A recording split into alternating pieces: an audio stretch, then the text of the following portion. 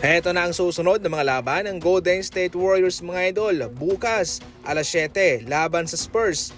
At yung mga susunod naman sa Memphis, Lakers, Nuggets, Rockets, Suns, Spurs, Blazers at Clippers. Yan ang kanilang natitirang schedule sa regular season na ito.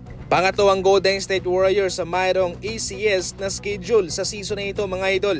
Subalit ito ang mga kupunan na kanilang dapat paghandaan sa kanilang mga natitirang laban. Itong Denver Nuggets, ang Lakers mga idol pati itong Rockets.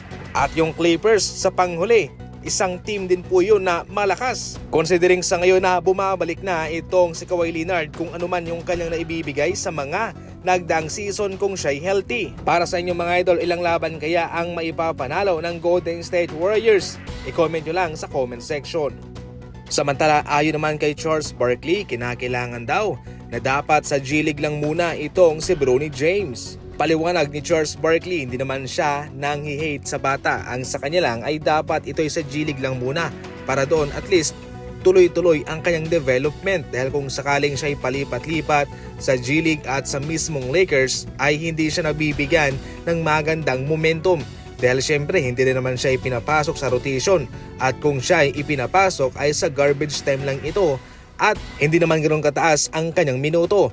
Kumpara doon sa G-League mga idol ay nabibigyan siya ng mataas na minutes at kitang-kita naman yan sapagkat siya ay kumakamada ng malaking numero kapag siya ay nabibigyan lang ng exposure. Wala ring masama sa sinabi ni Charles Barkley pero para sa Lakers naman ay kahit papano ay kanilang binibigyan din ng tsansa itong si Bronny James na makalaro man lang sa totoong laban, especially sa NBA. Well, ano ang komento ninyo sa sinabi ni Charles Barkley kay Bronny James? I-comment lang yan.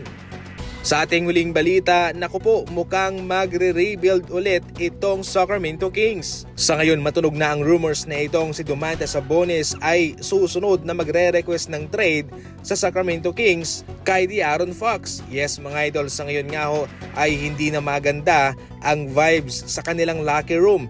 Nanggaling naman mismo yan kay Zach LaVine. Para kay Domantas Sabonis naman, ayon mismo kay Brett Segel ng Clutch Points, itong si Sabonis ay mayroong mataas na posibilidad na lumipat na lang ng team kung hindi makaka-establish ng direksyon itong Sacramento Kings. Ibig sabihin nito kapag nangyari ito mga idol ay babalik muli sa rebuilding process itong Sacramento Kings.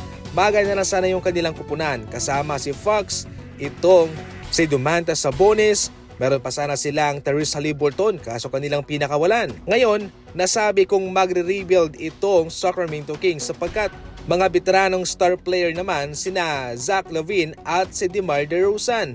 At sigurado akong hindi rin po ito magtatagal sa kanila.